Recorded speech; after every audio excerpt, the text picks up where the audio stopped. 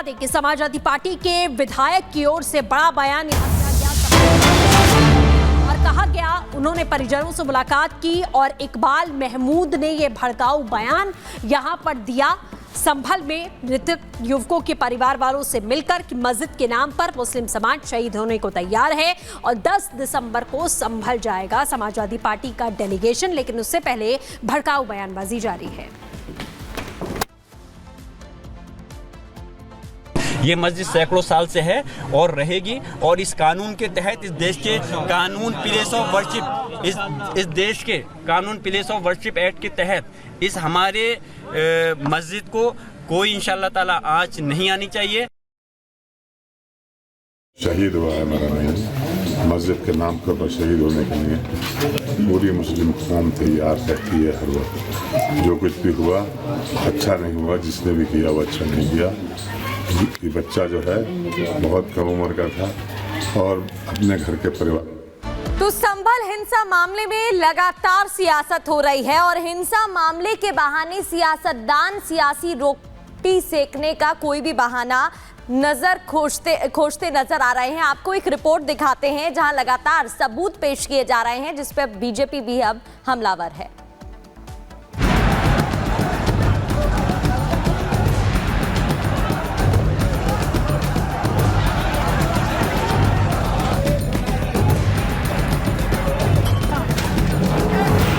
संभल में जिस तरह का काम सरकार ने किया है, जानें चली गई हैं तो होगी पत्थरबाजी। पुलिस ऐसा कार्रवाई करेगी, बूथ लूटेगी अगर तो आगे चल के लोग क्या करेंगे, निराश हो। संभल में दंगा क्या हुआ? राजनीतिक दलों को दंगे की आग में मानो सियासी रोटियां सेकने का मौका ही मिल गया। अखिलेश यादव की समाजवादी पार्टी ने ट्वीट करके ऐलान किया है कि वो संभल हिंसा में मारे गए लोगों के परिवार को मुआवजा देगी। समाजवादी पार्टी ने कहा है कि संभल हिंसा में मारे गए 5 मृतकों के परिवार वालों को 5-5 लाख रुपए की आर्थिक सहायता दी जाएगी। इतना ही नहीं, सपा ने मृतक के परिवार वालों को हर संभव मदद देने का भरोसा दिलाया है। और तो और सपा योगी सरकार से भी मांग कर रही है कि हिंसा में जो 5 लोग मारे गए हैं उनके परिवार को योगी सरकार 25-25 लाख रुपए मुआवजा दे, क्योंकि संभल पुलिस पहले ही साफ कर चुकी है कि हिंसा में किसी भी निर्दोष को नुकसान नहीं पहुंचा है। हिंसा में जो लोग मारे गए हैं वो सभी दंगा करने में शामिल थे, पुलिस पर पथराव करने में शामिल रहे हैं। इसलिए जैसे ही अखिलेश यादव की समाजवादी पार्टी की तरफ से सियासी रोटियां सेकने की कोशिश की गई, बीजेपी ने अखिलेश यादव को सीधे सीधे घेर लिया। बीजेपी खुलकर कह रही है कि समाजवादी पार्टी वोट बैंक के लिए हर बार की तरह इस बार भी दंगाइयों के साथ खड़ी है, उन लोगों के साथ खड़ी है जिन्होंने संभल को हिंसा की आग में झोंकने का काम किया। लाशों पर भी, दंगों पर भी सांप्रदायिक सियासत करना ये समाजवादी पार्टी का डीएनए है। अब संभल में जो लोग हिंसा कर रहे थे, पथराव कर रहे थे, जो लोग कट्टा चला रहे थे और कट्टे की क्रॉस फायरिंग में मारे गए, उनके लिए मुआवजा की पेशकश कर रही है। मतलब कि आज लाशों पर भी राजनीति, वो भी वोट बैंक वाली। समाजवादी पार्टी का ऑफिशियल ट्वीट सामने आने के बाद बीजेपी नेता अब अखिलेश यादव को दंगाइयों का भाईजान बताकर निशाना साध रहे हैं। यूपी के डिप्टी सीएम ब्रजेश पाठक ने तो सीएम योगी आदित्यनाथ की उस लाइन को भी कोड किया है जिसमें सीएम योगी ने कहा था कि जहां दिखे दंगाई समझो बिटिया घबराई। ब्रजेश पाठक कह रहे हैं कि संभल में जितने अपराधी हैं सबके सब समाजवादी हैं। समाजवादी पार्टी के मुखिया पूरी तरह से डिरेल्ड हैं। जो संभल में दंगा हुआ है, संभल में जो गड़बड़ी हुई है, संभल में जो अपराधी हैं सबके सब समाजवादी हैं और वो उनके कुकृत्यों को ढकने का काम कर रहे हैं। हमारी सरकार की प्रतिबद्धता है कि हम संभल सहित पूरे प्रदेश में लाइन ऑर्डर को मेंटेन करेंगे। इससे पहले कल भी देखा गया था कि सपा डेलीगेशन संभल जाने की जिद पर अड़ा था, वो भी तब जब खुद संभल पुलिस कह रही है कि अगर नेता संभल आए तो हिंसा भड़क सकती है, लेकिन सपा है कि वोट बैंक के लिए मानती नहीं। बीजेपी कह रही है कि सपा के मुखिया अखिलेश यादव को दंगा तो दिखाई दे रहा है, लेकिन ये नहीं दिख रहा है कि दंगा करने वाले कौन थे, वो भी तब जब हिंसा के सारे वीडियो सबूत सामने है। Bureau report, Republic Bharat. और समाजवादी पार्टी के मुआवजे वाले दांव पर प्रदेश के जो डिप्टी सीएम हैं केशव प्रसाद मौर्य, उन्होंने बड़ा बयान दिया है और ये कहा है कि समाजवादी पार्टी के लोग पहले दंगा करवाते हैं, फिर हत्याएं करवाते हैं, उसके बाद मुआवजा देते हैं। अखिलेश यादव पर बड़ा बयान दिया गया है। केशव प्रसाद मौर्य की ओर से बड़ा बयान देते हुए आरोप लगाया गया है कि समाजवादी पार्टी की राजनीति मुस्लिम तुष्टीकरण वाली राजनीति है और इसी के साथ साथ उनकी ओर से यह भी कहा गया कि दरअसल ये मुआवजा नहीं है, मुस्लिम वोटों की मंडी में नई बोली लगाने और मुस्लिम तुष्टीकरण की राजनीति का नया खेल है। संभल समेत यूपी में अब सिर्फ कमल ही कमल खिलेगा, दंगाइयों की सियासत खत्म की जाएगी। तो देखिए केशव मौर्य की ओर से बड़ा बयान दिया गया है सोशल मीडिया पर पोस्ट के जरिए। तो संभल विवाद मामले में एएसआई का नक्शा बहुत बड़ा सबूत साबित हो सकता है हिंदू पक्ष के लिए। इतिहासकारों का दावा है कि अगर इस नक्शे को सबूत बनाकर कोर्ट में पेश किया जा सकता है तो हिंदू पक्ष के लिए कहीं ना कहीं बड़ी आसानी होगी। देखिए इस रिपोर्ट में।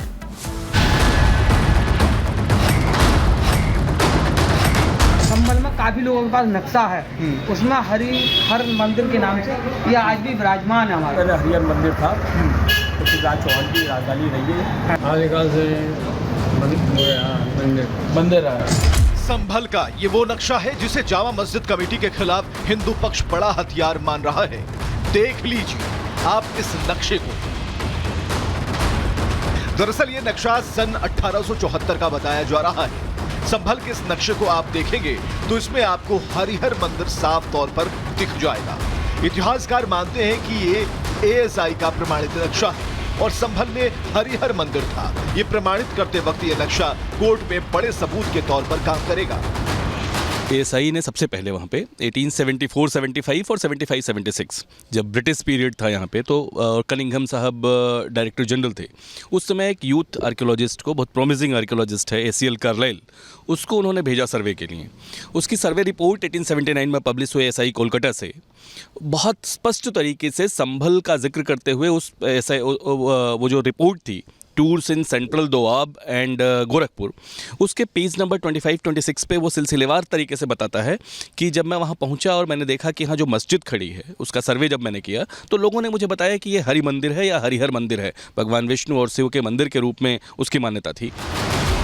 चूंकि जहां एएसआई संरक्षित कोई इमारत होती है उसके 100 मीटर के दायरे में कोई भी निर्माण कार्य नहीं कराया जा सकता, लेकिन जिस तरह से एएसआई संरक्षित इमारत को मस्जिद का स्वरूप दे दिया जाता है उस पर भी अब सवाल खड़े हो रहे हैं। इतिहासकार मानते हैं कि एएसआई यानी आर्कियोलॉजिकल सर्वे ऑफ इंडिया का एक प्रोटोकॉल होता है जिसे जामा मस्जिद कमेटी की तरफ से तोड़ा गया है। कागज पे ये मस्जिद प्रशासनिक नियंत्रण में उनके होते हुए भी वहाँ जो भी स्थितियाँ उस समय पैदा हुई हों, अभी प्रैक्टिकली वो एएसआई के नियंत्रण से बाहर है, तो उसके प्रोटोकॉल को यहाँ तोड़ा गया है। ये निश्चित रूप से ऐसा है। जामा मस्जिद में मंदिर था या ये मस्जिद है, इसका पता सर्वे रिपोर्ट के सामने आते चल जाएगा।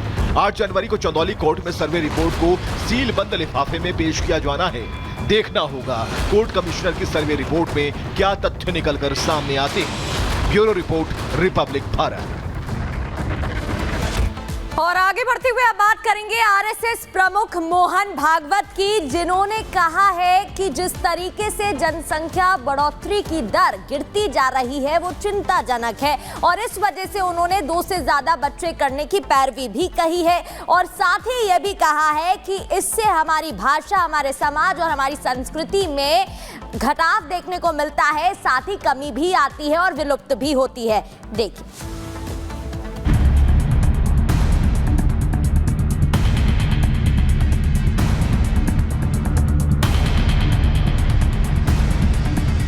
बच्चे 2 ही अच्छे।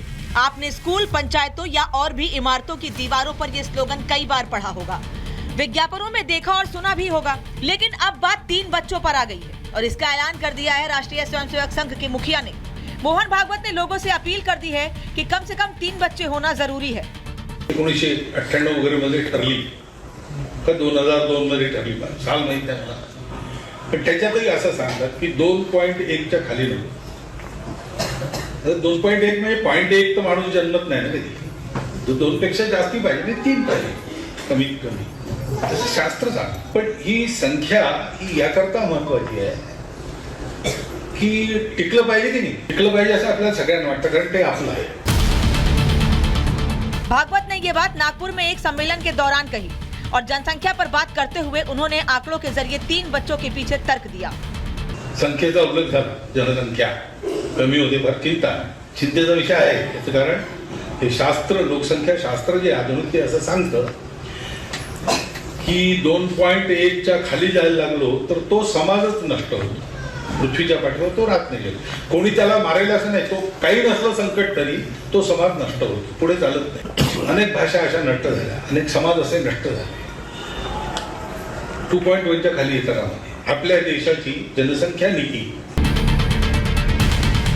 संघ प्रमुख का ये बयान ऐसे समय में आया है जब देश में जनसंख्या कानून लाने की मांग उठ रही है। साथ ही कहा जाता है कि पिछले दिनों भारत ने आबादी के मामले में चीन को पीछे छोड़ दिया है। जनसंख्या विस्फोट को रोकने की चर्चाओं के बीच अब भागवत के बयान ने सबको हैरान कर दिया है, तो विपक्ष को सियासत का एक मुद्दा दे दिया है। अब मोहन भागवत बोल रहे बच्चे पैदा करो, तो हम मोहन भागवत जी से पूछना चाह रहे कि बच्चे पैदा करने के लिए वो क्या लोगों को देंगे, क्या कुछ देंगे? अकाउंट में डालेंगे 1500 रुपए, जो बच्चे ज्यादा पैदा करेगा उसको 1500 बढ़ के मिलेंगे? नहीं, औलाद पैदा करो कुछ स्कीम निकालेंगे क्या? ये तो उनकी अपनी सोच है और ये जाहिर करता है कितना दिवालिया हो चुके हैं ये लोग, किस ढंग पर सोचते हैं। देश तब आगे बढ़ेगा जब गरीबी दूर होगी, बेरोजगारी दूर होगी, भ्रष्टाचार दूर होगा। संघ प्रमुख के इस बयान पर देश में एक बार फिर बहस छिड़ गई है। कुछ लोगों का कहना है कि भारत में पहले ही जनसंख्या विस्फोट हो चुका है, ऐसे में ज्यादा बच्चे ठीक नहीं। वहीं हिंदुओं का एक धड़ा कहता है कि भारत में मुस्लिम आबादी तेजी से बढ़ रही है, जबकि हिंदू कम संतानें पैदा कर रहे हैं। इस तरह हिंदू खतरे में है और उन्हें ज्यादा बच्चे पैदा करने चाहिए। इसी तरह की बात कुछ दिन पहले बाबा बागेश्वर ने भी कही थी। उन्होंने तो 3 नहीं बल्कि 14 बच्चे पैदा करने की नसीहत दे डाली थी। हिंदुओं को बताया गया बच्चे 2 ही अच्छे, इनके हो रहे पूरी क्रिकेट टीम 12-12, तो हम लोग घट रहे, ये लोग बढ़ रहे। हम आए हों तो इनके भी 2 हों, या फिर एक काम हो गए कि अगर इनके 12 हों तो अपने 14 होने चाहिए। बच्चे कितने पैदा करें, इस पर सबका अपना अपना तर्क है। लेकिन भारत जैसे विशाल आबादी वाले देश में जहां बढ़ती जनसंख्या से कई चुनौतियां पैदा हो रही हैं, खुद सरकार भी जनसंख्या नियंत्रण कानून की दिशा में बढ़ने की प्लानिंग में है। वहां क्या ये संभव है या फिर कुछ दशकों बाद बूढ़ी होती आबादी से पार पाने के लिए जनसंख्या बढ़ाना एक जरूरी कारण बन जाएगा? Bureau report, Republic Bharat.